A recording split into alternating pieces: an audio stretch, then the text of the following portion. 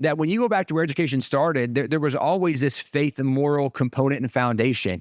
And the idea of when we talk about religion, morality, and knowledge, well, certainly religion was Christianity, but where were the moral aspects coming from? The Ten Commandments were known as the moral compass. We could argue for all of the Western Hemisphere and Western civilization, but certainly for America, when it comes to law and moral tradition in America, the Ten Commandments were that foundation.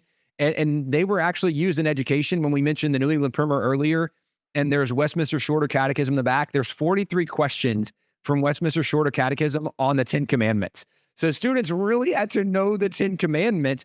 And so we'll go and testify in these committees to show the history and longstanding tradition that the Ten Commandments were used as an educational resource, helping instill some of those moral values. But even from a historic standpoint, the fact that the Ten Commandments were the basis of our legal code in America, but we're in the early 13 colonies. Every single one of the early colonies enshrined the Ten Commandments as part of their civil code. So it was against the law to violate any one of the Ten Commandments in all of the early 13 colonies.